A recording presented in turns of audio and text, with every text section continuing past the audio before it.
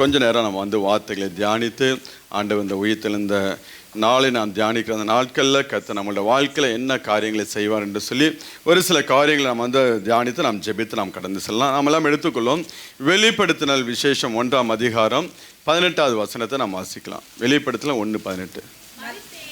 மரித்தேன், ஆனாலும் இதோ சதா காலங்களிலும் உயிரோடு இருக்கிறேன். ஆமேன். மரணத்திற்கும் பாதாளத்துக்கும் உரிய திறவுகோல்களை உடையவராய் இருக்கிறேன். ஒரு விசை கண்களை முடிஞ்ச வார்த்தைக்காக நாம் செபிக்கலாம். எங்களை நேசிக்கிற நல்ல தகப்பனே, அருமையான இந்த நாளுக்காக நன்றியோடு துதிக்கிறோம்ப்பா. இந்த நாளை உடைய கருத்தில் ஒப்பு கொடுத்து செபிக்கிறோம்ப்பா. மரித்தேன், இதோ சதா காலங்களில் உயிரோடு இருக்கிறேன் என்று சொன்ன கர்த்தர் ஆண்டவரே, இன்றைக்கும் ஆண்டவரே உம்முடைய உயிர்த்தெழுந்த வல்லமை எங்களுக்குள் ஆண்டவரே பலத்த காரியங்களையும் கிரியைகளையும் ஆண்டவரே செய்யப்படுற தயவுக்காக நன்றியோடு துதிக்கிறோம்ப்பா. நன்றியோடு ஸ்தோத்திரிக்கிறோம் ஆண்டவரே. ஒவ்வொரு பிள்ளைகளோடு ஆண்டவரே நீங்கள் இடைப்பட செபிக்கிற எல்லா தடைகளை கர்த்தர் தயவாய் மாற்றிப்படுங்க. அடிமை கருத்தில் ஒப்பு கொடுத்து செபிக்கிறோம். எல்லாவற்றையும் நல்ல கர்த்தர் இயேசு கிறிஸ்து மூலம் கேட்டு செபிக்கிறோம் எங்கள் ஜீவனில் நல்ல பிதாவே, ஆமேன். மீண்டும் அந்த வசனத்தை வாசிக்கலாம். மரித்தேன், ஆனாலும் இதோ சதா காலங்களிலும் உயிரோடு இருக்கிறேன். ஆமேன். மரணத்திற்கும் பாதாளத்துக்கும் உரிய திறவுகளை உடையவராக இருக்கிறேன் என்று சொல்லி ஆண்டவர் இங்கே வெளிப்படுத்தின விசேஷத்தில் யோவானோட ஒவ்வொரு காரியங்களை சொல்ல ஆரம்பிக்கும் போது அவர் சொல்ல ஆரம்பிக்கிறார், மரித்தேன் ஆனாலும் இதோ சதா காலங்களிலும் உயிரோடு இருக்கிறேன் என்று சொல்லி அவர் ஆரம்பிக்கிறவராக, நான் மரணத்திற்கும் பாதாளத்துக்கும் உரிய திறவுகளை உடையவராக இருக்கிறேன் என்று சொல்லி ஆண்டவர் சொல்லுகிறவராக இருக்கிறார். மரித்தேன் சதா காலங்களில் உயிரோடு, அதாவது உயிரோடு இருக்கிறவனா சதா காலங்களிலும் ஜெயமுள்ள ஒரு தேவனாக நான் இருந்து கொண்டிருக்கிறேன் என்று சொல்லி சொல்லுகிறார். எப்படி இருக்கிறாரா? ஜெயமுள்ளவராக அவர் இருந்து கொண்டிருக்கிறார். இன்றைக்கு நம் மத்தியில் அவர் ஜெயமுள்ள ஒரு கிறிஸ்துவாக அவர் வாசம் பண்ணி கொண்டிருக்கிறார். அவர் மாத்திரம் இல்ல, அவரை சார்ந்திருக்கிற ஒவ்வொரு பிள்ளைகளும் அப்படியாப்பட்ட ஒரு ஜெயமுள்ள ஒரு ஜீவிதம் வாழ வேண்டும் என்று சொல்லிதான் ஆண்டவராகிய இயேசு கிறிஸ்து தன்னை அந்த கல்வாரி சிலுவையில் ஒப்பு கொடுத்தார். அந்த மரணத்துக்கு தன்னை ஒப்பு கொடுத்து பிசாசாகிய அந்த சாத்தானுடைய தலையை நசுக்கி போட்டு அவர் உயிரோடு எழுந்தார். பிசாசு எல்லாம் முடிந்தது என்று சொல்லி நினைத்து கொண்டது. ஆனால் ஆண்டவர் சொன்னார், எல்லாம் முடிந்தது, உன்னுடைய காரியங்கள் எல்லாம் முடிந்தது என்று சொல்லி அந்த கல்வாரி சிலுவையில் எல்லாவற்றையும் முடித்து ஒரு ஜெயத்தை, ஒரு புதிய தொடக்கத்தை அங்கே ஆண்டவர் அப்படின்னா ஏற்படுத்தி நாம் பார்க்க முடிகிறது. அதே போல நம்மளுடைய வாழ்க்கையிலும் இன்றைக்கும் தேவன் என்ன பண்ணுகிறார், எல்லாம் முடிந்தது என்று சொல்லி நாம் சொல்லிக் கொண்டிருந்தால் கூட ஆண்டவர் இன்றைக்கும் ஒரு புதிய தொடக்கத்தை கொடுக்க ஆண்டவர் வல்லமை உள்ள தேவனாக இருக்கிறார். ஹல்லேலூயா. ஏனால் அவர் நேற்றும் இன்றும் என்றும் மாறாத தேவன் என்று சொல்லி வேதம் சொல்லுகிறது. எந்தெந்த காரியங்கள் எல்லாம் மனிதன் தோற்று போய் கொண்டிருந்தானோ, எதிலெல்லாம் மனிதன் விடுதலை பெற்றுக்கொள்ள முடியாமல் வாழ்ந்து கொண்டிருந்தானோ, ஆண்டவராகிய இயேசு கிறிஸ்து கல்வாரி சிலுவையில் தன்னை ஒப்பு கொடுத்து அவன் எதிலெல்லாம் தோற்றானோ அதிலெல்லாம் ஜெயிக்கும்படியாக ஆண்டவர் முதலாவது என்ன பண்ணார், அங்கே உயிரோடு எழுந்தவராக ஜெயிக்கிறவராக காணப்பட்டார். ஹல்லேலூயா.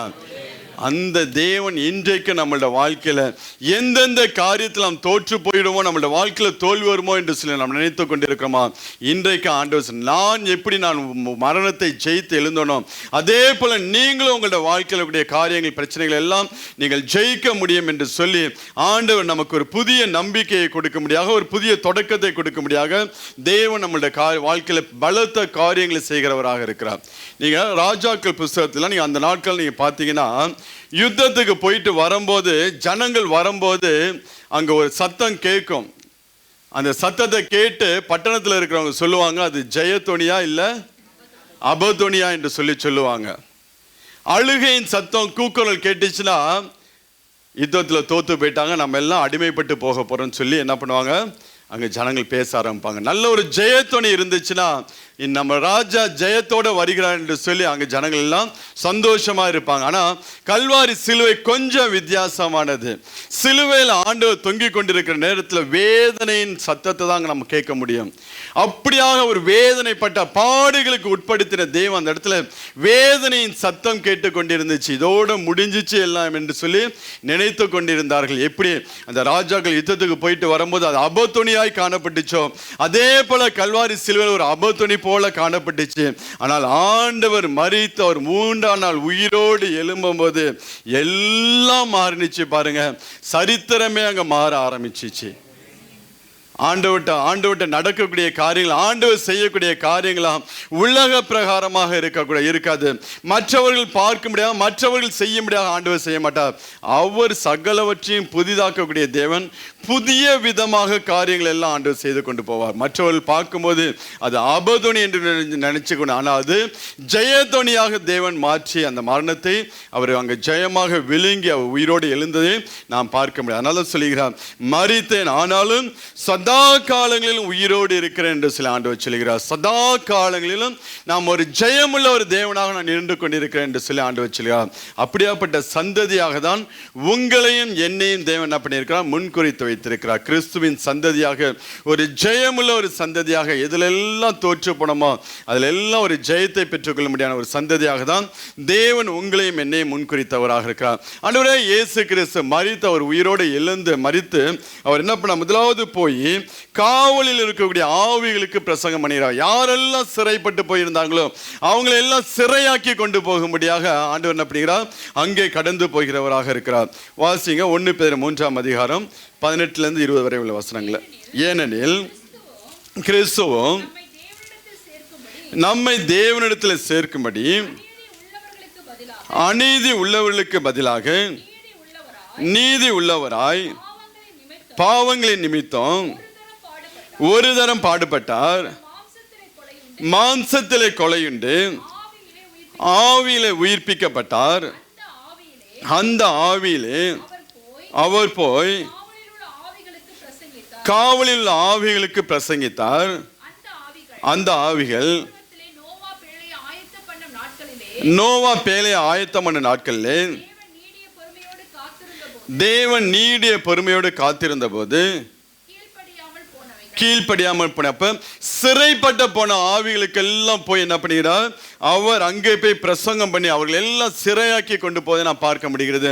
இப்போ இந்த உயிர்த்தெழுந்த வல்லமை நம்மளோட வாழ்க்கையில் வெளிப்பட ஆரம்பிக்கும் போது எதிலெல்லாம் நம்ம சிறைப்பட்டு போய் கிடக்கிறோமோ அது எல்லாவற்றிலும் ஆண்டவர் என்ன பண்ணுகிறார், விடுதலையாக்குறவராக இருக்கிறார். சிறைப்பட்ட ஒரு அனுபவம் நம்மளோட வாழ்க்கையில் இருக்கக்கூடாது என்பதற்காகவே அந்த கல்வாரி சிலுவையில் ஆண்டவர் ஜெயத்தை எடுக்கிறவராக, பிசாசின் தலையை நசுக்கினவராக ஆண்டவர் என்ன பண்ணுகிறார், அங்கே ஒரு உயிர்த்தெழுந்தவராக காணப்படுகிறார்.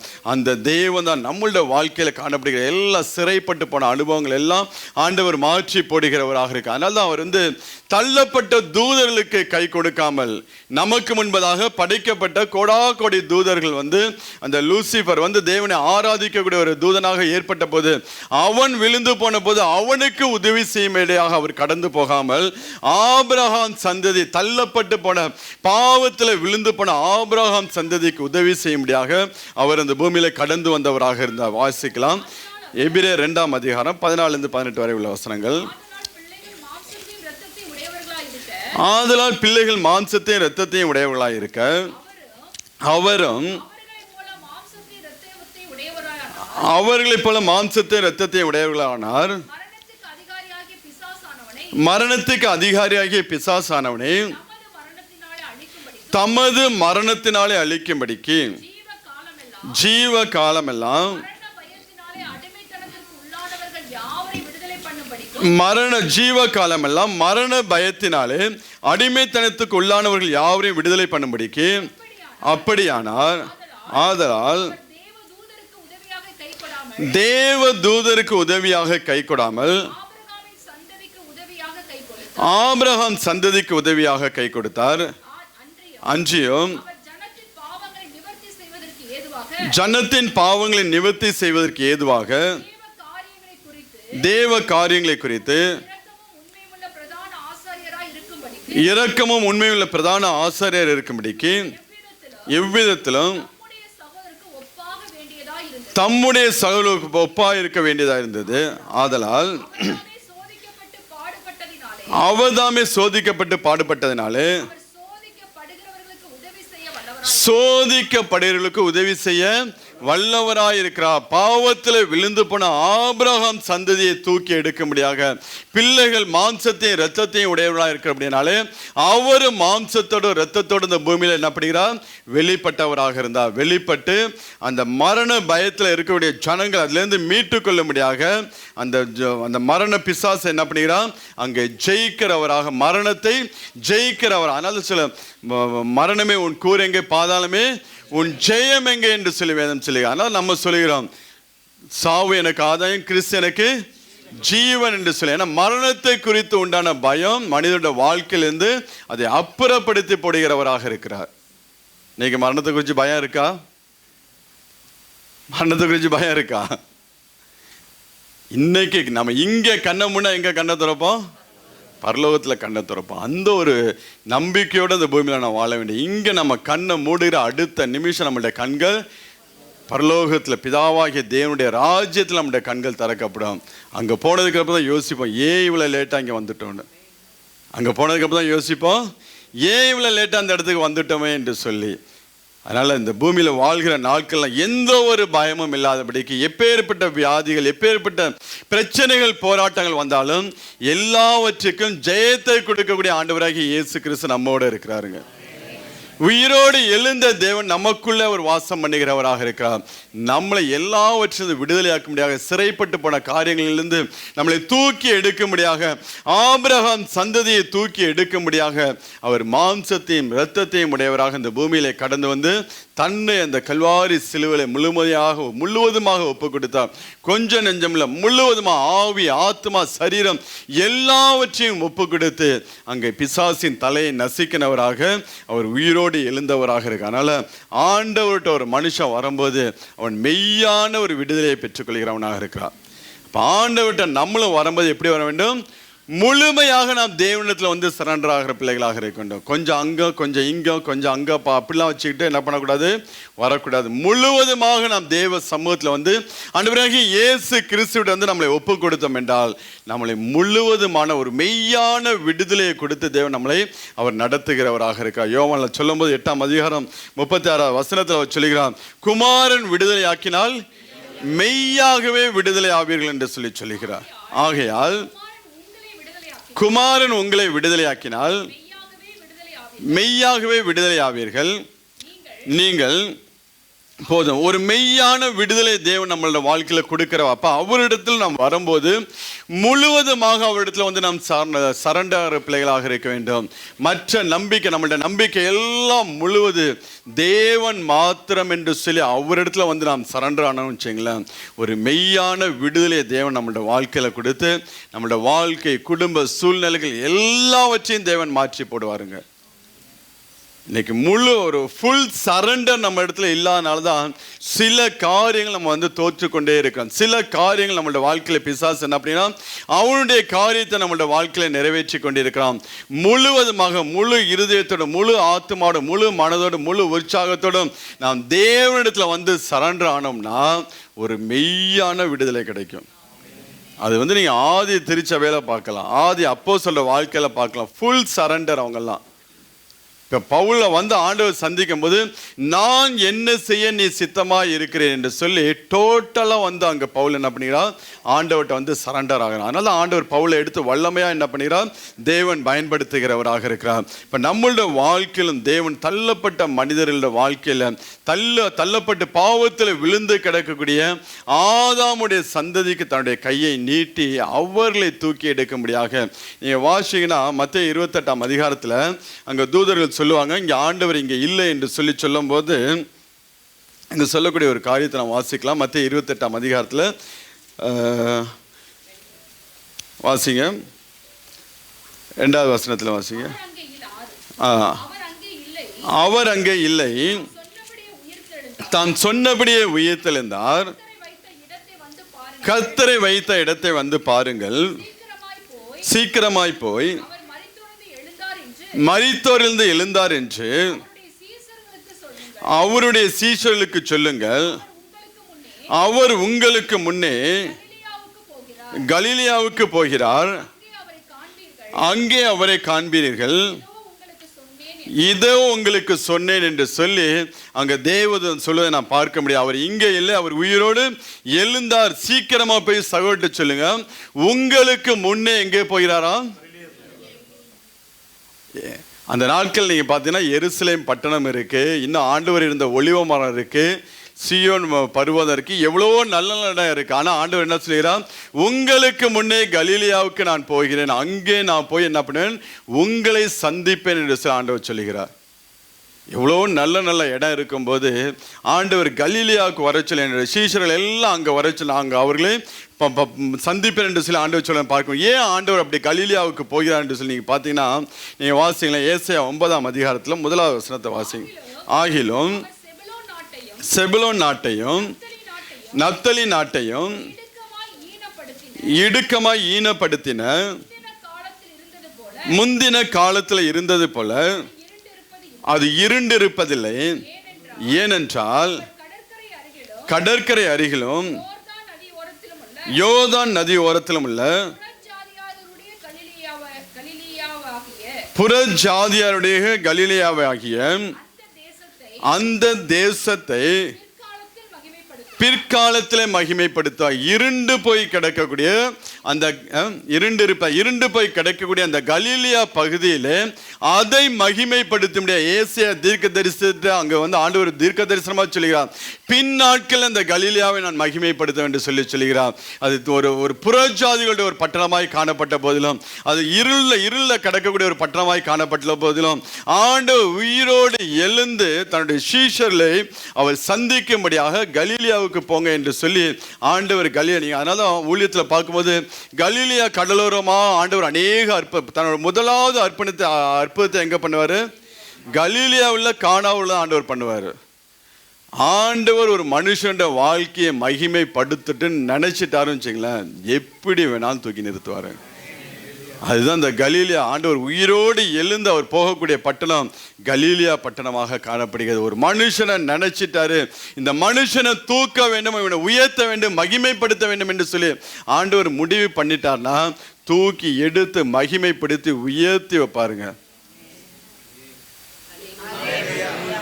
உங்களெல்லாம் நினைச்சிட்டாரா இல்லையா? உங்களெல்லாம் நினைச்சனாலதான் நீங்க இந்த இடத்துல இருந்துகிட்டு இருக்கீங்க. எப்படி கலிலியாவை குறித்து ஏசாயா மூலமா ஆண்டவர் முன்குறித்து சொன்னாரோ, அதே போலதான் உலகம் தோன்றுவதற்கு முன்பதாகவே உங்களையும் என்னையும் முன்குறிச்சனாலதான் ஆண்டவர் நம்மளை தேடி வந்து, கொஞ்சம் நீ யோசிச்சு பாருங்களேன், அந்த கல்வாரி சிலுவையில் ஆண்டவர் எவ்வளவு பாடுபட்டார், எவ்வளவு நம்ம போன வாரம் தியானம் பண்ண, எப்படியெல்லாம் அடிக்கப்பட்டார், வேதனைப்பட்டார், நொறுக்கப்பட்டார், அவமானப்பட்டார், பயங்கரமான பாடுகள் எந்த ஒரு மனுஷனும் செய்யாதபடிக்கு. ஏன்னா அவர் நீதிமானாய் இருந்து இப்படியாப்பட்ட ஒரு பாவங்களை எல்லாம் சுமந்து முழு உலகத்தின் சாபத்தையும் பாவத்தையும் சுமந்து ஆண்டவர் இந்த கல்வாரி சிலுவையில் தன்னை ஒப்பு கொடுத்த தேவன். இவ்வளவு பாடுபட்டனா அற்பமான ஜனத்தை தேடி போகணும்னு நினைச்சானா என்ன ஆயிருந்திருக்கும்?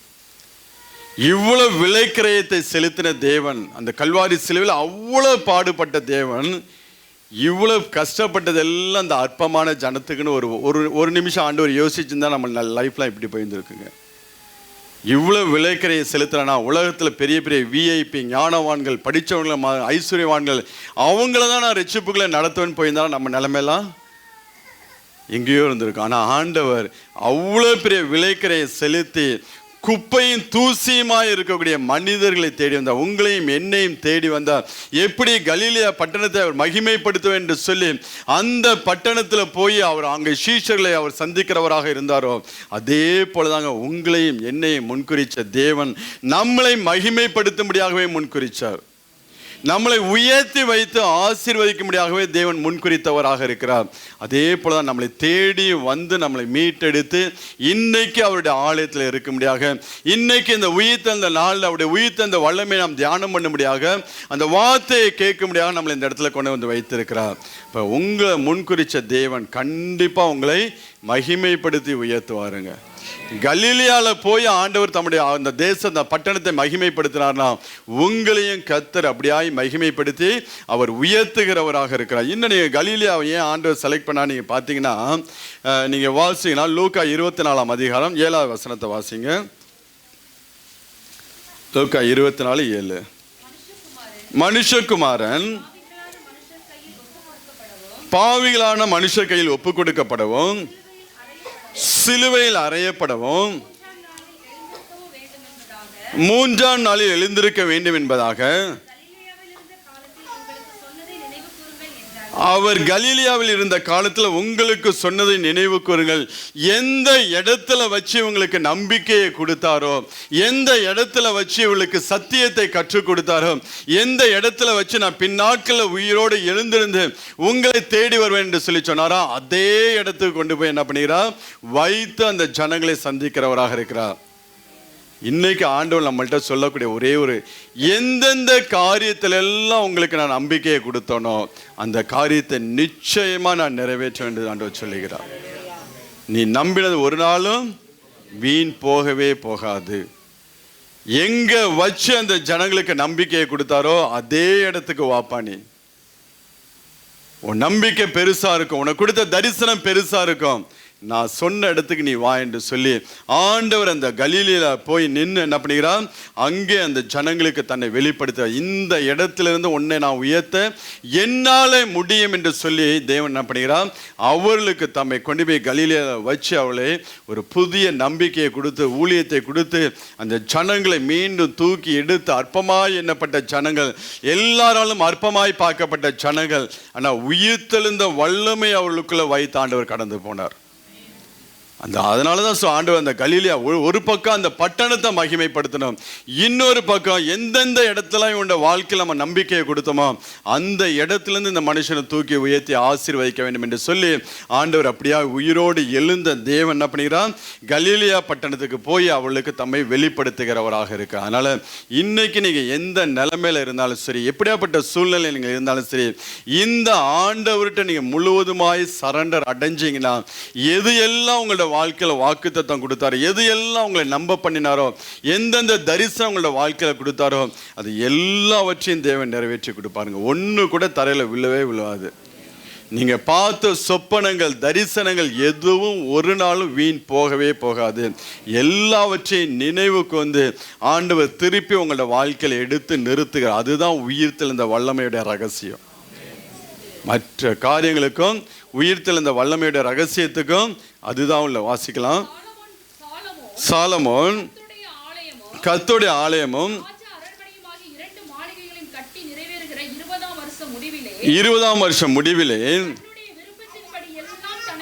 தன்னுடைய விருப்பத்தின்படி எல்லாம் தனக்கு கேதுரு மரங்களையும் தேவதாரு விருட்சங்களையும் பொன்னையும் கொடுத்து வந்த தீருவின் ராஜாவாகிய ஈராமுக்கு ராஜாவாகிய சாலமோன் கலிலேயா நாட்டில் உள்ள 20 பட்டணங்களை கொடுத்தான். பார்க்கிறதற்கு தீருவிலிருந்து புறப்பட்டு வந்தான். அவைகளில் அவன் பிரியப்பட, அப்படியாப்பட்ட ஒரு பட்டணம் தான் கலிலேயா பட்டணம். கிஃப்டா கொடுத்தா கூட அந்த பட்டணம் வேணான்னு சொல்லி திருப்பி கொடுத்தான். இந்த ஈராம் ராஜா அவன் அந்த ஆலயம் கட்டப்படுவதற்கு எல்லா மரங்களையும் அனுப்பி கொடுத்தவனுக்கு கிஃப்டா கொடுக்கும் போது அப்படி தள்ளப்பட்ட ஒரு பட்டணமாய் காணப்பட்டுச்சு அந்த கலிலேயா. ஒரு ஒதுக்கப்பட்ட பட்டணமாக, யாருக்கும் பிரியமில்லாத ஒரு பட்டணமாய் காணப்பட்டுச்சு. அந்த பட்டணத்தை தான் ஆண்டவர் மகிமைப்படுத்தும்படியாக அதை உயிரோடு எழுந்ததுக்கு அப்புறம் எனக்கு ஏன்னா அவ்வளோ ஊழியங்கள் ஆண்டவர் கலிலேயா கடலோரத்தில் அவ்வளோ அற்புதங்கள் ஆண்டவர் செஞ்சிருக்கிறார். முதலாவது அற்புதத்தை அங்கதான் ஆண்டவர் தொடங்கினாரு. ஆனா உயிர்த்தெழுந்ததுக்கு அப்புறம் அவர் கலிலேயா பட்டணத்தை செலக்ட் பண்றாரு. பாருங்க, உண்மையிலேயே அது கொஞ்சம் ஆச்சரியமா அற்புதமாய் காணப்பட்டுச்சுங்க.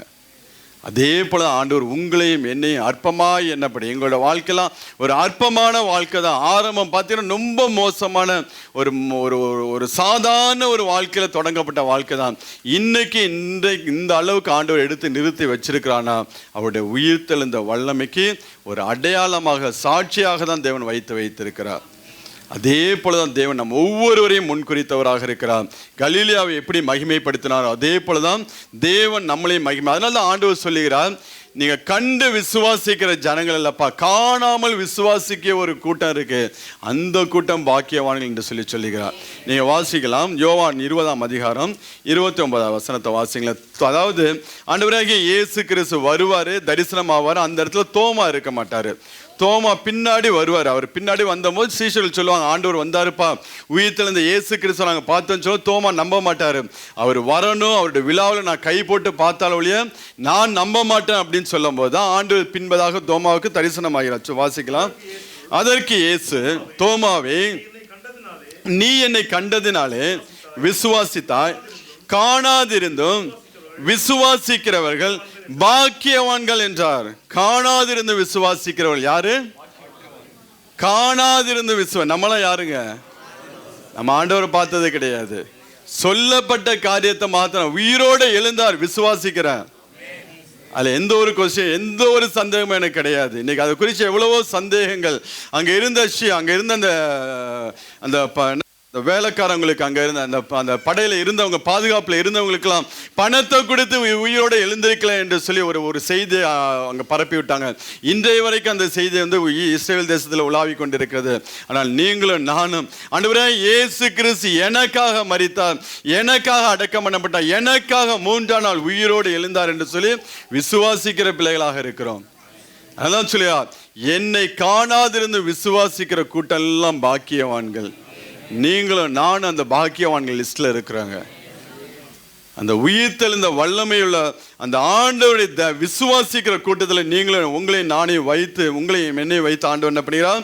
ஆசீர்வதிக்க. அதனால அப்போஸ்தலன் பவுல் அழகா சொல்லுவார். நீங்க வாசிங்க 2 கொரிந்தியர் 5ஆம் அதிகாரம் 6வது வசனத்தை வாசிங்களேன்.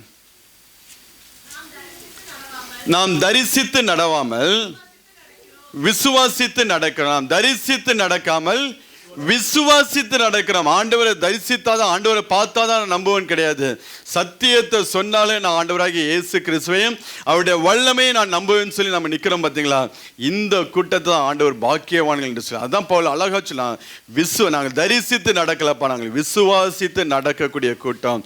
நாங்கள் விசுவாசிக்கிற தேவன் இன்னார் என்று அறிந்திருக்கிறோம் என்று சொல்லி வேதம் சொல்வது போல, நம்ம விசுவாசிக்கக்கூடிய ஆண்டவர் சர்வ வல்லமையுள்ள தேவன், உயிரோடு எழுந்த தேவன், சதா காலங்களிலும் ஜெயமுள்ளவராக சிங்காசனத்தில் வீட்டு கொண்டிருக்கிற தேவன் உங்களையும் என்னையும் பார்த்து அவர் பாக்கியவான்கள் என்று ஆண்டவர் சொல்லி, ஆண்டோட வாயிலிருந்து வந்த ஸ்டேட்மெண்ட்டுங்க அது.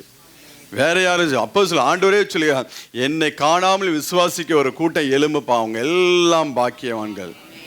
நீங்களும் நானும் அந்த மேபி இந்த உலகத்தில் நம்ம சில ஆசீர்வாதங்கள் இல்லாமல் இருக்கலாம், சில குறைவோடு நம்ம வாழ்ந்து கொண்டு இருக்கலாம், சில பலவீனத்தோடு வாழ்ந்துக்கலாம். ஆனால் நீங்களும் நானும் ஆண்டவருடைய பார்வையில் பாக்கியவான்கள் லிஸ்ட்டுங்க. அதை ஒரு நாள் நம்ம மறந்து போய்விட, நம்ம எந்த இடத்துல நம்ம விட்டு கொடுக்கவே கூடாதுங்க. நம்ம தேவனுடைய பிள்ளை, ஆண்டவரே இயேசு கிறிஸ்துவின் சந்ததிங்கிற ஒரு வைராக்கியம் நமக்குள்ள இருக்க வேண்டும். உலகத்தானுக்கு முன்பதாக நிற்கும் போது அந்த ஒரு வைராக்கியத்தோட, விசுவாசத்தோட, உயிர்த்தெழுந்த இயேசு கிறிஸ்துவை விசுவாசிக்கிற நான் என்று சொல்லி அந்த ஒரு வைராக்கியத்தோட நாம் நிற்கிற பிள்ளைகளாக இருக்க வேண்டும். ஆனால் நம்ம என்ன பிரச்சனைனா, இருக்கிற பிசாசுக்கு போற வர எல்லா பிசாசுக்கும் இடத்த கொடுக்கறனால தான் அந்த வைராக்கியத்தை பாராட்ட முடிய மாட்டேங்குது. தேவையில்லாத காரியத்துக்கெல்லாம் இடம் கொடுக்கறதுனால தான் எந்த இடத்துல நம்ம வைராக்கியம் நிற்க வேண்டும், உலகத்தானுக்கு முன்பதாக வைராக்கியமாக நிற்க வேண்டிய இடத்துல நம்மளால் நிற்க முடியாமல் போகப்படுகிறது. ஆனால் இன்றைக்கு நம்ம ஒரு தீர்மானத்தை எடுக்க வேண்டும். நாங்கள் எல்லாம் ஒரு பாக்கியவான்கள் லிஸ்ட். ஆண்டவராகிய இயேசு கிறிஸ்து நாங்கள் விசுவாசித்து நடக்கிற பிள்ளைகள். அதனால் இன்றைக்கும் ஆண்டவருக்காக நாங்கள் வைராக்கியம் பாராட்டுகிற பிள்ளைகள் என்று சொல்லி அந்த ஒரு வைராக்கியத்தோடு வாழ்ந்தோம் என்றால் ஆண்டவர் நம்மளுடைய வாழ்க்கையில் பலத்த காரியங்களை தேவன் செய்கிறவராக இருக்கிறார். அதனால் விசுவாசி ஆண்டவர் யாருடைய வாழ்க்கை, அதாவது அந்த 20ஆம் அதிகாரத்தில் வாசிங்கன்னா, 26ஆம் வசனத்தை வாசிங்கன்னா, பூட்டிய வீட்டுக்குள்ள ஆண்டவர் கடந்து போவார். வாசிங்க அந்த வசனத்தை. மறுபடியும் 8 நாளைக்கு பின்பு அவருடைய சீஷர்கள் வீட்டுக்குள்ளே இருந்தார்கள். இருந்தான், கதவுகள் பூட்டப்பட்டிருந்துச்சு. நடுவே நின்று உங்களுக்கு சமாதானம், அதாவது பூட்டப்பட்ட வீடாக இருந்தாலும் சரி, அரண்மனையாக இருந்தாலும் சரி, எந்த இடமாக இருந்தாலும் ஆண்டவரால் உள்ளே போக முடியும். அவரால் நுழைய முடியாத உயிரோடு எழுந்த ஆண்டவருடைய வல்லமை எந்த இடத்துக்கு சர்வ வியாபியாய் அவர் இருந்து கொண்டிருக்கிறார். எல்லா இடத்துக்குள்ளும் அவர்களால் கடந்து சொல்ல முடியும். ஆனால் உங்களுக்குள்ளும் எனக்குள்ள தான் அவர் அப்படி வரவே மாட்டார். நமக்குள்ள என்ன பண்ண மாட்டாரு, நம்ம அவரை கூப்பிடாத பட்சத்தில் அந்த சீஷர்கள் அந்த எமாவு சீஷர்கள் போகும்போது ஆண்டவரை வருந்தி கூப்பிடாங்க, வாங்கப்பா வாங்க எங்களோட இருங்க என்று சொல்லி. அப்படி நம்ம வருந்தி கூப்பிடாத பட்சத்தில் அவர் வந்து கதவை தட்டிக்கிட்டே இருப்பார். வெளிப்படத்தில் 3:20 சொல்றது போல வாசற்படியில் நின்று கதவை நீங்க திறக்காத வரைக்கும் அவர் உள்ள வரவே மாட்டார். ஆனா திறந்துட்டீங்கன்னா உள்ளே வந்து முழுவதுமாய் ஆளுகை செய்ய ஆரம்பிச்சிருவார். நம்ம ஃபுல்லா ஆண்டவருக்கு திறந்து கொடுத்தோம் வச்சுங்களேன், அவர் உள்ளே கடந்து வந்து முழுவதுமான ஆளுகை நம்மளோட வாழ்க்கை, நம்மளுடைய பிள்ளைகளோட வாழ்க்கை, நம்மளோட வேலை காரியங்கள், குடும்பங்கள், பெற்றோர்கள் எல்லாருடைய வாழ்க்கையிலும் ஆண்டுடைய ஆளுகை அப்படியே கடந்து வர ஆரம்பிக்கும். ஒரு சகேயை இடம் கொடுத்தான், இன்றைக்கு இந்த வீட்டுக்கு ரட்சிப்பு வந்தது என்று சொல்லி முழு வீட்டையும் ஆளுகைக்குள்ள எடுக்க ஆரம்பிச்சிட்டாரு. ஒரு சகையை முழுவதுமாய் ஆண்டவர்கிட்ட என்ன பண்ணா தன்னை விட்டு கொடுக்க ஆரம்பிச்சான்.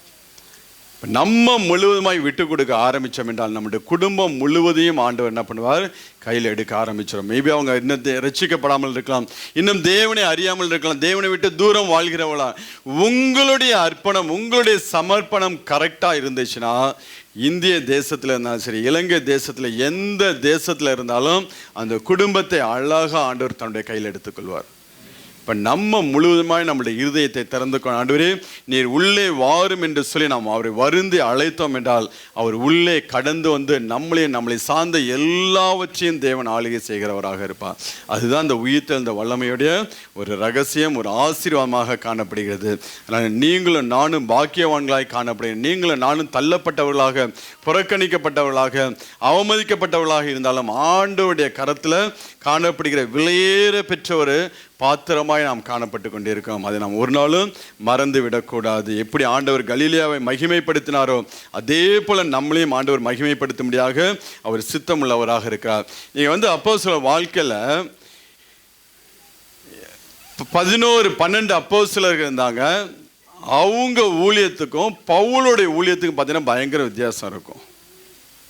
அந்த அப்போஸ்தலரை பார்க்கலாம் பவுல் அழகா சொல்லுவார். பவுல் அது குறித்து அவரே ஒரு ஸ்டேட்மெண்ட் கொடுப்பாரு. 1 கொரிந்தியர் 15:10 வாசிங்களேன். ஆகிலும் நான் இருக்கிறது தேவ கிருபையினாலே இருக்கிறேன். அவர் எனக்கு அருளிய கிருபை விருதாவாய் இருக்கவில்லை. அவர்கள் எல்லாரிலும் நான் அதிகமாய் பிரயாசப்பட்டேன். அவர்கள் எல்லாரிலும், இன்க்ளூடிங் பேதுரு, யோவான், எல்லாரிலும் காட்டிலும் நான் அதிகமாய் பிரயாசப்பட்டேன். ஏன், அதுக்கு என்ன காரணம் சொல்ல முடியுமா? தேவ கிருபை. கரெக்ட். அவங்க எல்லாம் ஆண்டவர் பூமியில சரீரத்தோடு இருக்கும்போது ரட்சிக்கப்பட்டவன். இவன் ஒருத்தன் தான் யாரு? உயிர்த்தெழுந்த இயேசு கிறிஸ்துவின் வல்லமையில ரட்சிக்கப்பட்டவன். எல்லாருக்கு பின்பு அகால பிறவி போன்ற எனக்கும் தரிசனமானார். மற்றவெல்லாம் ஆண்டவர் உயிரோடு இருக்கும்போது ரட்சிப்புகளை கொண்டு வந்தார். ஆனா இந்த பவுல் மாத்திரம்தான் உயிர்த்தெழுந்த இயேசு கிறிஸ்துவின் வல்லமையை கண்டு அவன் ரட்சிக்கப்பட்டான். அதனால்தான் எல்லாரை காட்டிலும் அதிகமாய் பிரயாசப்பட்டவன், எல்லாரை காட்டிலும் அதிகமாய் அவன் சாதிக்கிறவனாக இருந்தான். நீங்களா யாரு? நீங்களே எப்படி? நாங்களாம் நியாய பிரமாணம் சொல்றீங்களா? நீங்களும் நானும் எப்படி பவுலை ஆண்டவர் உயிர்த்தெழுந்த இயேசு கிறிஸ்து எப்படி அவனை ரட்சிப்புகளை நடத்தி எல்லாரை காட்டிலும் அதிகமாய் பிரயாசப்படும்படியாக, எல்லாரை காட்டிலும் அதிகமாய் சாதிக்கும்படியாக பவுலை தேவன் முன்குறித்தாரோ அதே போலதாங்க உங்களையும் என்னையும் முன்குறிச்சிருக்கிறாரு. அதே போல உங்களையும் என்னையும். அப்ப இன்னும் நம்மளுடைய பிரயாசம், இன்னும் நம்ம போய் சேர வேண்டிய டெஸ்டினேஷன் வெகு தூரம். இன்னும் நம்ம போக வேண்டிய, நாம் பெற்றுக்கொள்ள வேண்டிய அநேக ஆசீர்வாதங்கள் உண்டு. இன்னைக்கு நம்ம வாழ்க்கையில் இருக்கக்கூடிய ஆசீர்வாதங்களை பார்த்து நம்ம என்ன பண்ணக்கூடாது, ஒரு நாளும் திருப்திப்பட்டு போகக்கூடாது. இல்லை நம்ம வாழ்க்கையில் ஒன்று இல்லைன்னா கூட நம்ம சோர்ந்து போய்விடக்கூடாது. நமக்கென்று தேவன் விசேஷித்த விதமான ஒரு காரியத்தை ஆண்டவர் வைத்திருக்கிறார். அதை நோக்கி தான் நம்ம பிரயாணம் பண்ணிக்கிற பிள்ளைகளா. இந்த பூமி உலகத்தில் இருக்கக்கூடிய காரியங்கள், வேலை, ஆசீர்வாதம், ஐஸ்வர்யம், வீடு இருக்கு இல்லை, பரதேசியாக இருந்தோமா, ஒன்றும் பிரச்சனை கிடையாது. நம்ம போக வேண்டிய இடத்துக்கு நம்ம போய் சேர்ந்துட்டோம் வச்சுங்களேன், எல்லாம் அங்கே மகிமையாக இருக்கும். நம்ம கண்ணு அதை பார்க்கவும் இல்லை, நம்ம காது கேட்கவும் இல்லை, நம்மளுடைய இருதயத்தில் தோன்றவும் இல்லை. அப்படியாப்பட்ட ஒரு ஆசீர்வாதத்தை தேவன் நமக்கென்று வைத்து அதற்காக தான் ஆண்டவர் இந்த பூமியில வந்தார். அதற்காக தான் அவர் மாம்சத்தையும் இரத்தத்தையும் உடையவராய் வந்து மரித்து அடக்கம் பண்ணப்பட்டு 3ஆம் நாள் உயிரோடு எழுந்தார். ஏன்னா ஒரு விசேஷித்த விதமான ஆசீர்வாதத்துக்கு தேவன் நம்மளை எடுத்துக்கொண்டு போகும்படியாக, தேவன் நம்மளை அங்கே கொண்டு போய் சேர்க்கும்படியாக என்ன பண்ணினார், ஆண்டவராகிய இயேசு கிறிஸ்து இந்த பூமிக்கு கடந்து வந்தவராக இருக்கிறார். நீங்க வாசிங்கன்னா 1 கொரிந்தியர் 15ஆம் அதிகாரம் 22வது வசனத்தை வாசிங்களேன்.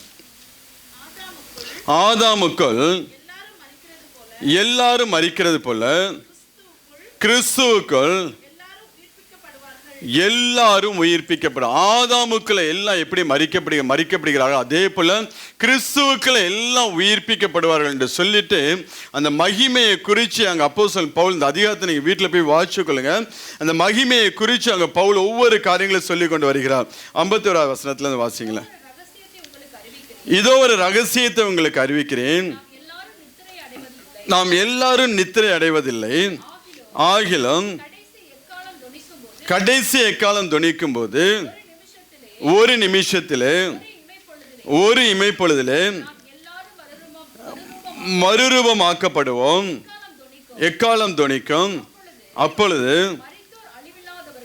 மரித்தோர் அழிவில்லாதவர்களாய் எழுந்திருப்பார்கள், நாமும் மறுரூபமாக்கப்படுவோம். அழிவுள்ளதாகி இது அழியாமையும், சாவுக்கு ஏதுவாகி இது சாவாமையும் தரித்துக் கொள்ள வேண்டும். அழிவுள்ளதாகி இது அழியாமையும், சாவுக்கு ஏதுவாகி இது சாவாமையும் தரித்துக் கொள்ளும் போது மரணம் ஜெயமாக விழுங்கப்பட்டது என்று எழுதியிருக்கிற வார்த்தை நிறைவேறும். மரணமே உன் கூர் எங்கே, பாதாளமே உன் ஜெயம் எங்கே? மரணத்தின் கூர் பாவம், பாவத்தின் பலன் நியாயப்பிரமாணம். நம்முடைய கர்த்தராகிய இயேசு கிறிஸ்துவினாலே நமக்கு ஜெயம் கொடுக்கக்கூடிய தேவனுக்கு ஸ்தோத்திரம். அந்த மறுரூப வாழ்க்கைக்கு நேராக நம்மளுடைய பயணம் இருக்க வேண்டும். ஒவ்வொரு நாளும் நம்முடைய எண்ணங்கள், நம்முடைய ஏக்கங்கள், நம்முடைய சிந்தனைகள் எல்லாம் அந்த ராஜ்யத்தை குறித்து இருக்க வேண்டும். இந்த பூமிக்குரிய காரியங்கள், இந்த பூமிக்குரிய ஆசீர்வாதங்களை என்ன பண்ணக்கூடாது, நம்ம திருப்திப்பட்டு போய் அந்த ராஜ்யத்தை இழந்து விடக்கூடாது. அதற்காகவே ஆண்டவராகிய இயேசு கிறிஸ்து உயிரோடு எழுந்து வந்தார்கள். நீங்க ஆண்டவர் இந்த பூமியில் இருக்கும்போது ஆண்டவர் ஒரு கதை, ஒரு ஒரு சம்பவத்தை சொல்லுவார். மரித்தவனும் ஒரு லாசரு, அவங்க காரியத்தை சொல்லிட்டு அந்த மரித்தவன் நல்ல சம்பூர்ணமாக அந்த பூமியில் வாழ்ந்தான். ஆனால் லாசரு ஒன்றும் இல்லாமல் 2 பேரும் மரிக்கிறாங்க. லாசரு ஆபிரகாம் மடிக்க போகிறான். அந்த மரித்தவன் அவன் பாதாளத்துக்கு போகிறவனாக இருக்கிறான். அங்கே போய் அவன் வேதனைப்படும் போது அந்த மரித்தவன் சொல்லும், உயிரோடு ஒரு மனுஷன் எழுந்து போனா என்னுடைய சகோதரர்கள் எல்லாம் ரட்சிக்கப்படுவார்கள் என்று சொல்லி.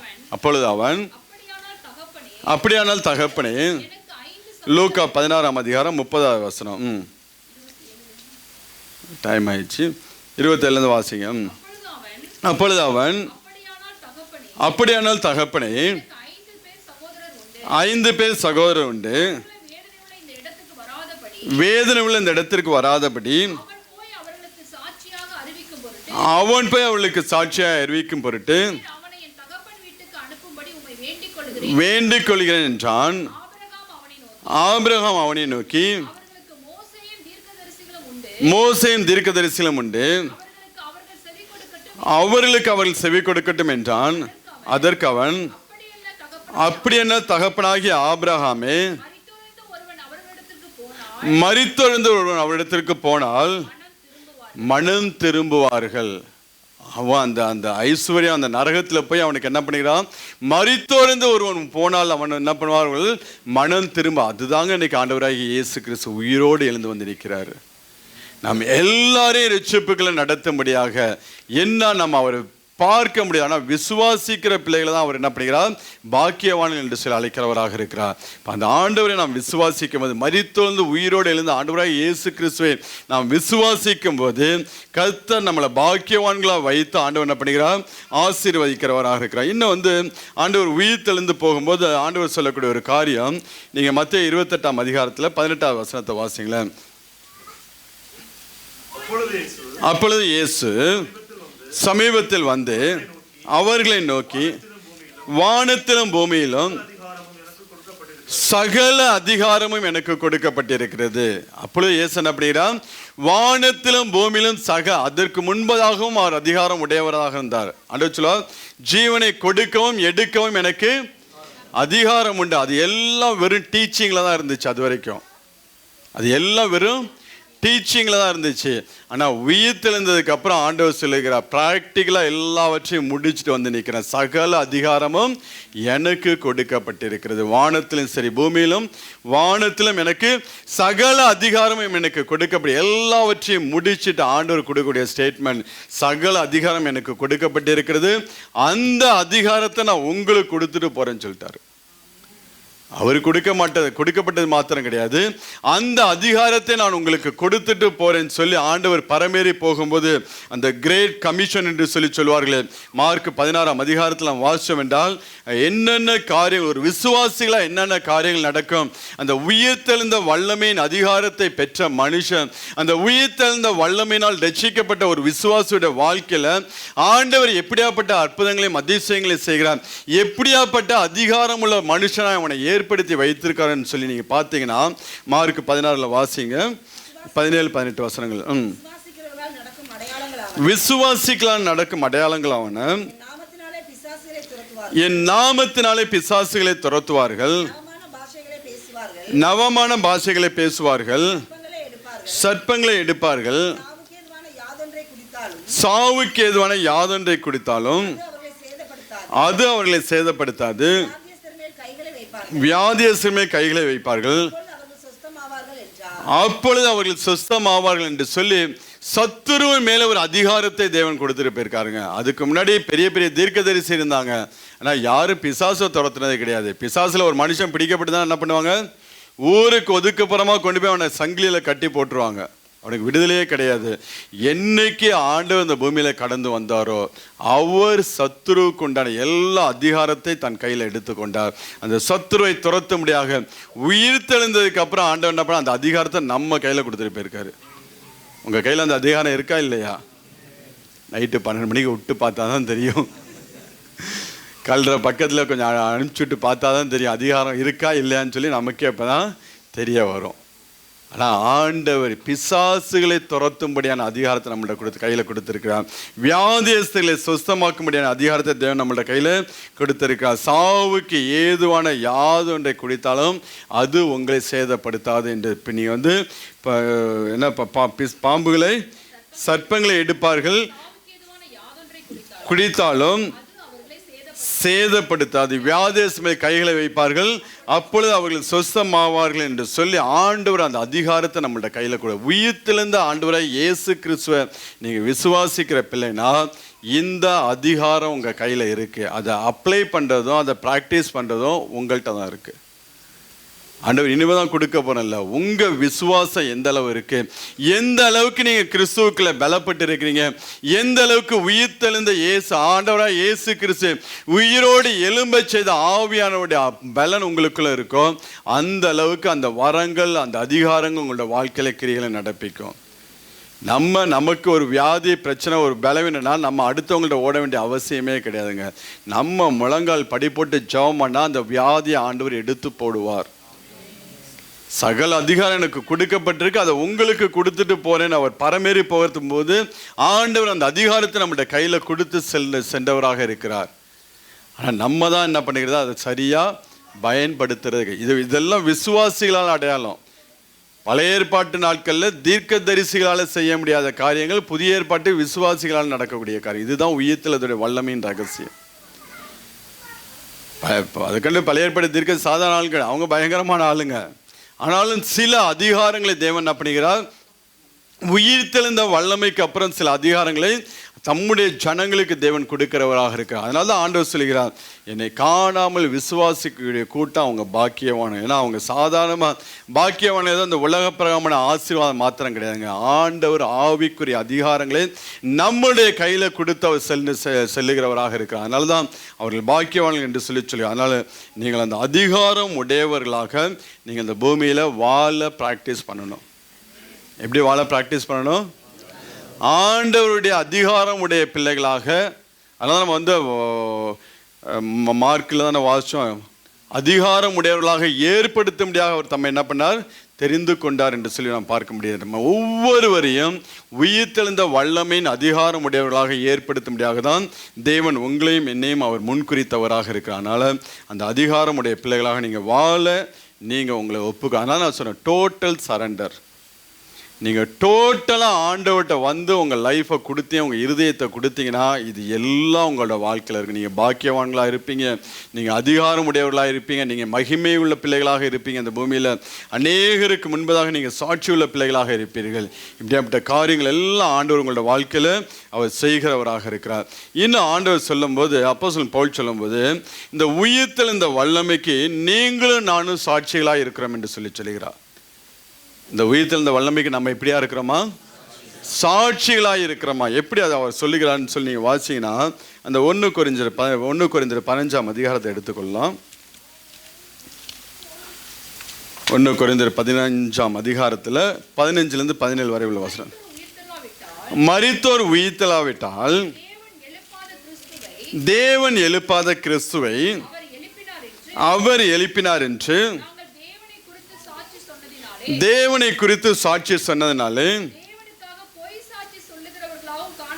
தேவனுக்காக பொய் சாட்சி சொல்லுகிறவர்களாகவும் காணப்படுவோமே.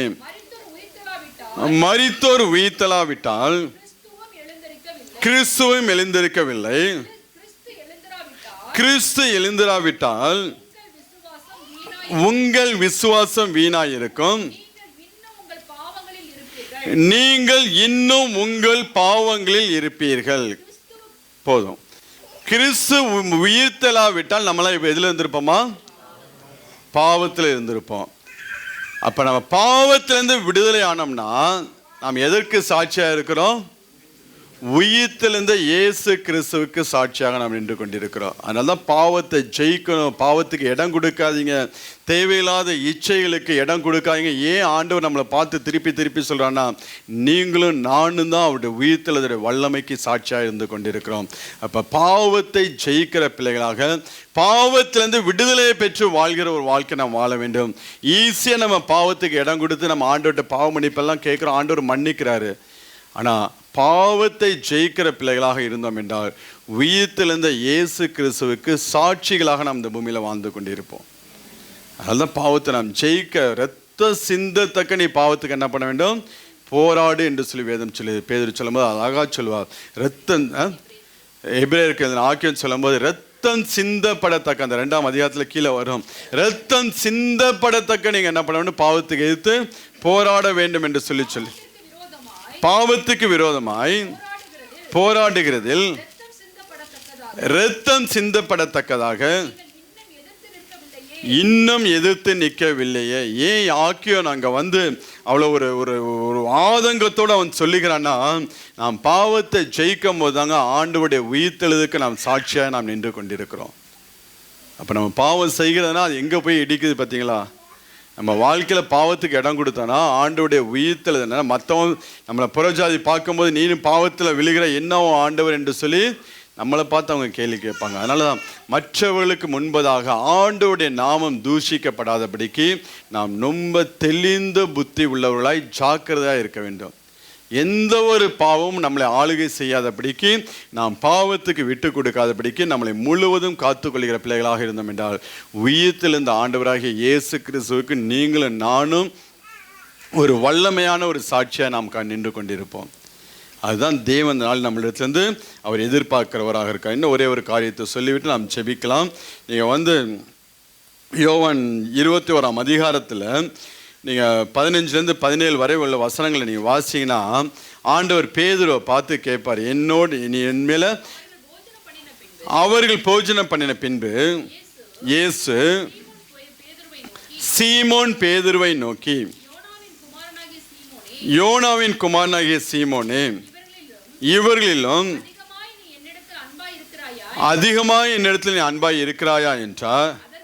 அதற்கு அவன், ஆம் ஆண்டவரே, உம்மை நேசிக்கிறேன் என்பதை நீர் அறிவீர் என்றான். அவர், அவர் என் ஆடுகளை மேய்ப்பாயாக என்றார். 3 தடவை ரிப்பீட் பண்ணுவாருங்க. 3 தடவை ஆண்டவர் நீ என் மேல் அன்பாய் இருக்கிறாயா, என் மேல் அன்பாய் இருக்கிறாய். ஏன்னா அதுக்கு முன்னாடி மேலே உள்ள வசனத்தை வாசனா திருப்பி பழைய தொழிலுக்கு போயிடுவார். ஷீஷெல்லாம் கூப்பிட்டுட்டு வாங்கப்போ எல்லாம் மீன் பிடிக்க போவோன்னு சொல்லி மீன் பிடிக்க போக ஆரம்பிச்சிருவார்.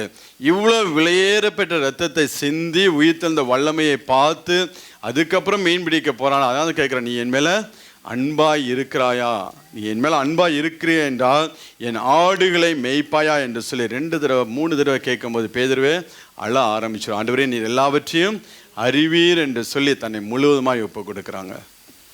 இன்னைக்கு ஆண்டவர் தன்னுடைய இரத்தத்தை எல்லாம் சிந்தி உயிரோடு எழுந்து அந்த உயிர்த்தெழுந்த வல்லமையினால உங்களையும் என்னையும் என்ன பண்ணியிருக்கிறாரு, எச்சிப்புக்கெல்லாம் நடத்து. நம்ம என்ன பண்ணுறோம், பழையபடி வலையை தூக்கி போட்டு மீன் பிடிக்க போயிட்டு இருக்கிறோம்.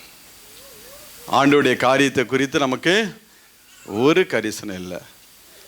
அந்த உயிர்த்தெழுந்த ஆண்டவர் மேல் நம்ம அன்பு செலுத்துகிற பிள்ளைகளாக இருக்க வேண்டும் என்றால் ஆண்டவருடைய ஊழியத்தை நாம் செய்ய, அவருடைய ஆடுகளை மேய்க்கும்படியாக நாம் நம்மளை ஒப்பு கொடுக்க வேண்டும். அதை தான் தேவன் நாட்கள் நம்மிடத்திலிருந்து அவர் எதிர்பார்க்கிறவராக, நான் உயிர்த்தெழுந்த வல்லமையோடு உன் வாழ்க்கையில் நான் வெளிப்பட வேண்டும் என்றால், உன் வாழ்க்கையில் நான் கிரியை செய்ய வேண்டும் என்றால், என்னுடைய அதிகாரத்தை எல்லாம் நீ பயன்படுத்தி பார்க்க வேண்டும் என்றால் நீ ஊழியம் செய்கிற மனுஷனாக நீ எழும்ப வேண்டும். கர்த்தராகிய இயேசு கிறிஸ்துவின் உயிர்த்தெழுதலை குறித்து அப்போஸ்தலர்கள் மிகுந்த பலமாய் சாட்சி கொடுத்து, அப்போஸ்தலர்கள் மாத்திரம் கிடையாது, உங்களையும் என்னையும் தேவன் என்ன பண்ணியிருக்கிறார், அதற்கென்றுதான் முன்குறித்தவராக மிகுந்த பலமான ஒரு சாட்சி. ஆண்டவருடைய உயிர்த்தெழுந்த வல்லமை நம்ம எப்படிங்க போய் ப்ரூவ் பண்ண முடியும்? எப்படி ப்ரூவ் பண்ண முடியும்? ஒரு மனுஷன் வாழ்க்கையில் ஒரு அற்புதத்தை நீங்கள் கொண்டு வந்து, ஒரு மனுஷன் ஒரு வியாதியில் இருக்கக்கூடிய மனுஷனை நீங்கள் பார்த்து அவனுக்கு சத்தியத்தை சொல்லி அவனுக்காக நீங்கள் ஜெபிக்க ஆரம்பிக்கும் போது அவனுடைய வாழ்க்கையில் விடுதலை கடந்து வரும்போது நீங்கள் போய் அவன்கிட்ட சொல்லுங்க, என்ன உயிரோடு எழுந்த ஆண்டவராகிய இயேசு கிறிஸ்து அவன் வாழ்க்கையில் விடுதலையை கொடுத்தார் என்று சொல்லி நீங்கள் அவங்கள்ட்ட பலமாய் நீங்கள் ப்ரூவ் பண்ண முடியும். இல்லைன்னு வச்சுங்களேன், நம்ம வருவோம், கேட்போம், போயிட்டே இருப்போம்.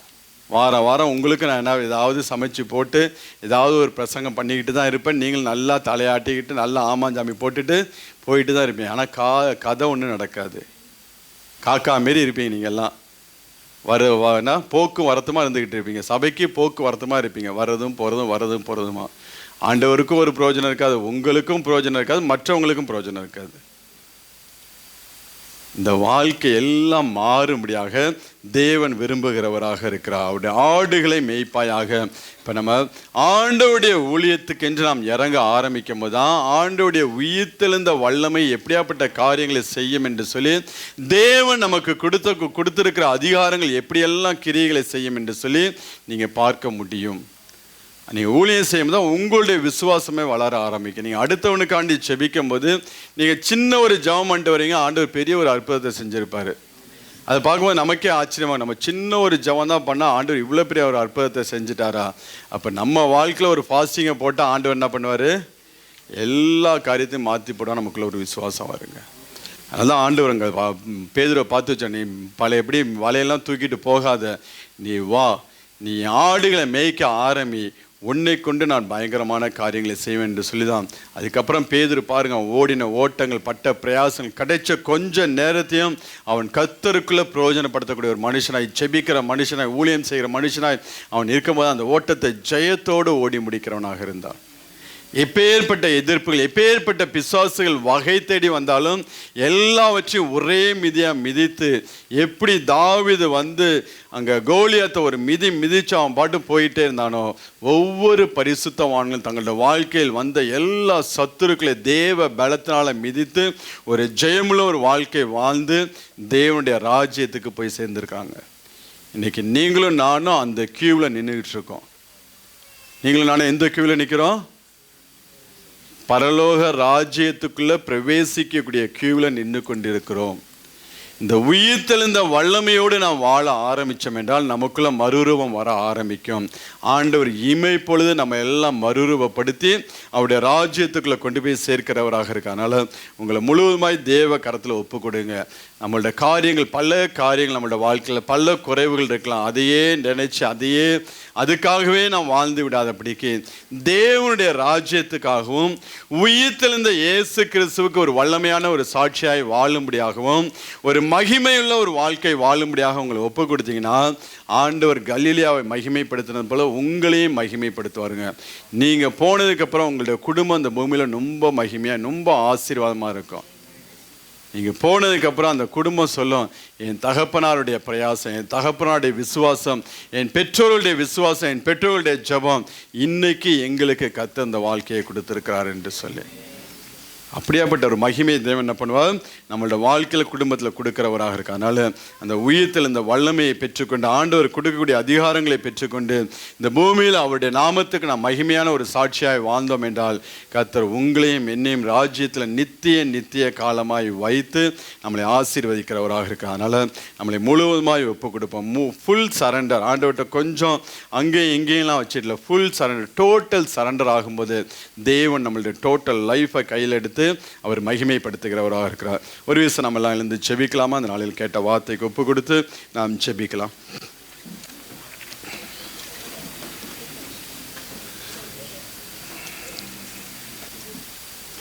நன்றி ஆண்டவரேப்பா, நன்றியோடு மை துதிக்கிறேன். நம்முடைய நாமத்தை நாங்கள் மகிமைப்படுத்தினோம். நன்றியோடு நம்முடைய நாமத்தை நாங்கள் துதிக்கிறோம் ஆண்டவரே. இந்த நாளிலும் கர்த்தாவே எங்களை முன்குறித்த தேவன் ஆண்டவரே ஆண்டவரேப்பா உடைய நாமத்தை நாங்கள் மகிமைப்படுத்தினோம்ப்பா. அந்த நாளிலும் ஆண்டவரே எங்களோடு ஆண்டவரேப்பா இடைப்பட்ட நல்ல கர்த்தர் ஆண்டவரேப்பா இன்னும் ஆண்டவரே உடைய உயிர்த்தெழுந்த வல்லமையை உடையவர்களாக நாங்கள் வாழ ஆண்டவரே, இந்த பூமியில் உடைய நாமத்துக்கு மகிமையான ஒரு சாட்சியாய் வாழ ஆண்டவரே எங்களை முழுவதுமாக உடைய கரத்தில் ஒப்பு கொடுத்து நாங்கள் செபிக்கிறோம் ஆண்டவரே. மகனாக மகளாக எங்களை தெரிந்து கொண்ட தேவன் ஆண்டவரே, ராஜாக்களும் ஆசாரியர்களுமாக எங்களை முன்குறித்த தேவன் ஆண்டவரே, உம்மை நாங்கள் நன்றியோடு மை துதிக்கிறோம்ப்பா. நன்றி சொல்லி ஆண்டவரே உம்முடைய நாமத்தை நாங்கள் துதிக்கிறோம் ஆண்டவரே. கலிலியாவை மகிமைப்படுத்தினது போல ஆண்டவரே எங்களையும் மகிமைப்படுத்த முடியாது ஆண்டவரே. எங்களை தெரிந்து கொண்ட தேவன் ஆண்டவரே, எங்களை தேடி வந்த தேவன் ஆண்டவரே, எங்களை முன்குறித்த நல்ல கர்த்தர் ஆண்டவரே, இந்த நாளிலும் ஆண்டவரே முழுவதுமாக ஆண்டவரே உம்முடைய உயிர்த்தெழுதலுக்கு ஆண்டவரே ஒரு வல்லமையான சாட்சியாய் ஜீவிக்க முடியாது ஆண்டவரே. ஆண்டவரே எல்லா பாவத்தை விட்டு வாழ ஆண்டவரே எங்களை உடைய கரத்தில் ஒப்பு கொடுக்கிறோம் ஆண்டவரே. ஒரு விஷயம் எல்லாம் செபிக்கலாம் ஆண்டவரே. ஆண்டவரே உம்முடைய நாமத்துக்கு மகிமையான ஒரு சாட்சியாய் ஆண்டவரே ஒரு உயிர்த்தெழுந்த ஒரு ஆண்டவரே உயிர்த்தெழுந்த வல்லமைக்கு ஒரு சாட்சியாய் வாழும்படியாய் ஆண்டவரே எல்லா பாவத்தை விட்டு வாழ ஆண்டவரே எங்களை உடைய கரத்தில் ஒப்பு கொடுக்கிறோம் என்று சொல்லி எல்லாம் செபிக்கலாமா? எல்லாம் ஜெபம் பண்ணுங்க ஆண்டவரே. நன்றியோடு மை துதிக்கிறோமப்பா. நன்றி ராஜா ஆண்டவரே, நன்றி சொல்லுகிறோமப்பா. நன்றியோடு உடைய நாமத்தை நாங்கள் மகிமைப்படுத்துகிறோம் ஆண்டவரே. நன்றி சொல்லி அந்த நாளிலும் ஆண்டவரே எங்களை பலப்படுத்துங்க ஆண்டவரே. ஆண்டவரேப்பா உயிரோடு எழுந்த இயேசு கிறிஸ்துவின் ஆண்டவரே அந்த வல்லமை அந்த பலன் ஆண்டவரே எங்களுக்குள்ளே கடந்து வரும்படியாக செபிக்கிறோம் ஆண்டவரே. மரித்த இயேசு கிறிஸ்துவை ஆண்டவரே உயிரோடு எழும்பச் செய்தவருடைய ஆவி ஆண்டவரே இன்றைக்கும் எங்களுக்குள்ளே கடந்து வரட்டும் ஆண்டவரே. இன்றைக்கும் எங்களுக்குள்ள ஒரு புது பலனை கொடுக்கட்டும் ஆண்டவரே. உம்மை நன்றியோடு மை துதிக்கிறோம் அப்பா. நன்றி ராஜா ஆண்டவரே, நன்றியோடு மை ஸ்தோத்திரிக்கிறோம் ஆண்டவரே. நன்றி சொல்லுகிறோம் ஆண்டவரே. ஒவ்வொரு பிள்ளைகளையும் ஆண்டவரே எடுத்து நிறுத்தும்படியாய் செபிக்கிறோம் ஆண்டவரே. ஒவ்வொரு பிள்ளைகளையும் நீர் பலப்படுத்தும்படியாய் செபிக்கிறோம் ஆண்டவரே. உம்மை நன்றியோடு மை துதிக்கிறோம் அப்பா. நன்றி ராஜா, நன்றி ஆண்டவரே. நன்றியோடு ஆராதிக்கின்றோம் இயேசுவே, ஆர்ப்பரிக்கின்றோம் ஆவியானவரே, அன்பு செய்கின்றோம் எங்கள் ஆவியானவரே, அன்பு செய்கின்றோம்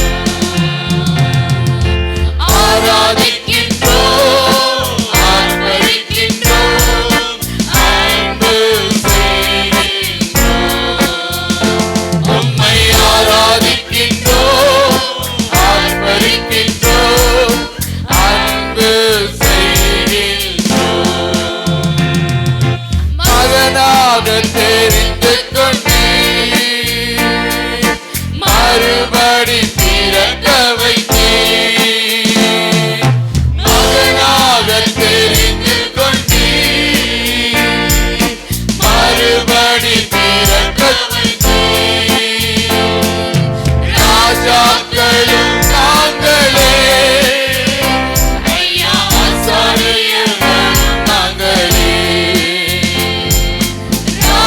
ராஜாக்களும் நாங்களே, ஐயா ஆசாரியர்களும் நாங்களே. உம்மை ஆராதிக்கின்றோம், ஆர்ப்பரிக்கின்றோம், அன்பு செய்கின்றோம். உம்மை ஆராதிக்கின்றோம், ஆர்ப்பரிக்கின்றோம், அன்பு செய்கின்றோம். சகலமும் படைத்தவரே, சர்வ வல்லவரே, சகலமும் படைத்தவரே,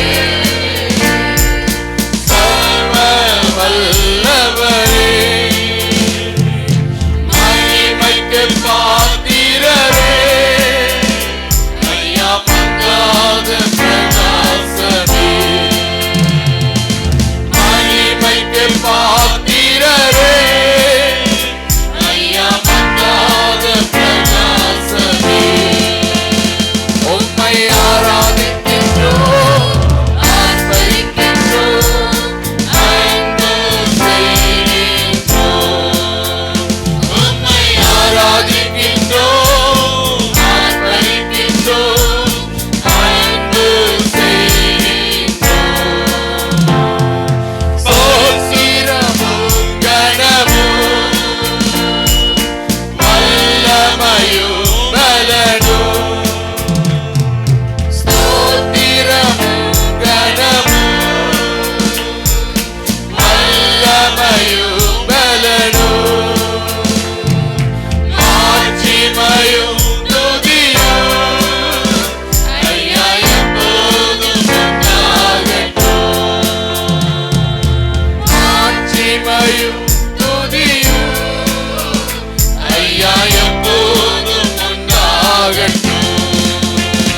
உம்மை ஆராதிக்கின்றோம், ஆர்ப்பரிக்கின்றோம், அன்பு செய்கின்றோம். உம்மை ஆராதிக்கின்றோம், ஆர்ப்பரிக்கின்றோம், அன்பு செய்கின்றோம். பரிசுத்தர் பரிசுத்தரே, பரலோக ராஜாவே. பரிசுத்தர் பரிசுத்தரே, பரலோக ராஜாவே. எப்போதும் இருப்பவரே, ஐயா இனிமேலும் வருபவரே. எப்போதும் இருப்பவரே, ஐயா இனிமேலும் வருபவரே. உம்மை ஆராதிக்கின்றோம், ஆர்ப்பரிக்கின்றோம், அன்பு செய்கின்றோம். உம்மை ஆராதிக்கின்றோம், ஆர்ப்பரிக்கின்றோம், அன்பு செய்கின்றோம். உமது செயல்களெல்லாம் அதிசயமானவைகள். உமது செயல்களெல்லாம் அதிசயமானவைகள். உமது வழிகளெல்லாம் ஐயா சத்தியமானவைகள். உமது வழிகளெல்லாம் ஐயா சத்தியமானவைகள். உம்மை ஆராதிக்கின்றோம், ஆர்ப்பரிக்கின்றோம், அன்பு செய்கின்றோம். உம்மை ஆராதிக்கின்றோம், ஆர்ப்பரிக்கின்றோம், அன்பு செய்கின்றோம். உம்மை ஆராதிக்கின்றோம், ஆர்ப்பரிக்கின்றோம், அன்பு செய்கின்றோம். நன்றி ஆண்டவரே, நன்றி அப்பா. ஒரு விஷயம் எல்லாரும் ரெண்டு கரங்களை உயர்த்தி, ஒரு விஷயம் எல்லாரும் ரெண்டு கரங்களை உயர்த்தி இந்த நாளும் ஆண்டவரை பார்த்து சொல்லும், ஆண்டவரே இந்த உயிர்த்தெழுந்த வல்லமைக்கு சாட்சியாய் இருக்க முடியாது ஆண்டவரே. இனி பாவங்களை விட்டு நான் வாழ்வதற்குண்டான ஆண்டவரே இந்த கிருபை எனக்கு வேணும்ப்பா. எல்லாம் கேட்கலாமா ஆண்டவரே? இந்த உயிர்த்தெழுந்த வல்லமைக்கு சாட்சியாய் நான் ஜீவிக்கும்படியாய் ஆண்டவரே, பாவங்களை விட்டு வாழ்வதற்குண்டான ஒரு பலன், ஒரு வல்லமை, ஒரு கிருபை எனக்கு தேவை ஆண்டவரே. எல்லாம் கேளுங்க, எல்லாம் கேளுங்க. இந்த நாட்களில் ஒரு தீர்மானத்தை எடுக்கலாமா ஆண்டவரே? இந்த உயிர்த்தெழுந்த வல்லமைக்கு ஆண்டவரே ஒரு சாட்சியாய் வாழத்தக்கதாய் ஆண்டவரே, எல்லா பாவங்களையும் மேற்கொள்ளக்கூடிய ஒரு கிருபை ஆண்டவரே, எல்லா பாவங்களையும் மேற்கொள்ளக்கூடிய ஒரு பலன் ஆண்டவரே, ஒரு பரிசுத்த ஆவியானோட ஒரு அபிஷேகம் ஆண்டவரே, இந்த நாளிலும் என்னை நிரப்பட்டும் ஆண்டவரே. எல்லாம் கேளுங்க ஆண்டவரே, என்னை நிரப்பட்டும் ஆண்டவரே. எல்லா துணிகர பாவங்களை ஆண்டவரே என் வாழ்க்கையை விட்டு எடுத்து போடுங்க ஆண்டவரே. செய்த பாவத்தையே மீண்டும் மீண்டும் செய்யக்கூடிய காரியங்கள் ஆண்டவரே, நாயானது தான் கக்கினதை திரும்ப திரும்ப தின்னுவது போல் ஆண்டவரே, அந்த அனுபவங்கள் எல்லாம் என்னை விட்டு மாறட்டும் ஆண்டவரே. பரிசுத்தமாய் வாழ என்னை ஒப்புக் கொடுக்கிறேன் ஆண்டவரே. அதிகாரம் உள்ளவனாய் வாழ என்னை ஒப்புக் கொடுக்கிறேன் ஆண்டவரே. ஒரு மகிமை உள்ள ஒரு வாழ்க்கைக்கு என்னை ஒப்புக் கொடுக்கிறேன் ஆண்டவரே. ஒரு மறுரூப வாழ்க்கைக்கு என்னை ஒப்புக் கொடுக்கிறேன் என்று சொல்லி எல்லாம் செபிக்கலாம். நன்றி ஆண்டவரே. அடியோடுமை துதிக்கிறோம் ஆண்டவரே, அடியோடுமை சோதரிக்கிறோம் ஆண்டவரே. இந்த உயிர்த்தெழுந்த இயேசு கிறிஸ்துடைய நாமத்துக்கு ஆண்டவரே ஒரு மகிமையான ஒரு சாட்சியாய் வாழும்படியாய் எங்களை முழுவதுமாய் ஒப்புக் கொடுக்கிறோம்ப்பா. ஒவ்வொரு பிள்ளைகளையும் கர்த்தர் அப்படியாய் பலப்படுத்தி ஆசீர்வதிக்கும்படியாய் செபிக்கிறோம். வழி நடத்துங்க. ஒவ்வொரு நாளும் ஆண்டவரே எல்லா பிசாசின் கிரியைகளை மேற்கொள்ளக்கூடிய ஒரு பலனை கொடுத்து நடத்துங்க ஆண்டவரே. இதோ ஆண்டவரே, இப்போ மரித்தேன், சதா காலங்களில் உயிரோடு இருக்கிறேன், சதா காலங்களில் ஒரு ஜெயமுள்ளவராய் இருக்கிறேன் என்று சொன்ன கர்த்தர் உம்முடைய பிள்ளைகளோட வாழ்க்கையிலும் அப்படியே ஒரு ஜெயமுள்ள ஒரு வாழ்க்கை உண்டாக முடியாது. இயேசு கிறிஸ்துவின் நாமத்தில் ஆண்டவரே இந்த நாளில் நாங்கள் ஆசீர்வதித்து செபிக்கிறோம்ப்பா. கர்த்தர் அப்படியே ஆசீர்வதிங்க, வழி நடத்துங்க. எல்லாவற்றையும் நல்ல கர்த்தர் இயேசு கிறிஸ்து மூலம் கேட்டு செபிக்கிறோம் எங்கள் ஜீவனில் நல்ல பிதாவே, ஆமென்.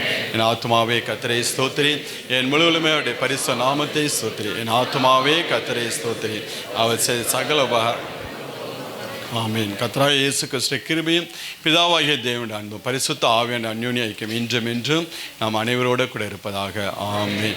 ஹல்லேலூயா, ஹல்லேலூயா, ஹல்லேலூயா. கர்த்தர் உங்களை ஆசீர்வதிப்பார்.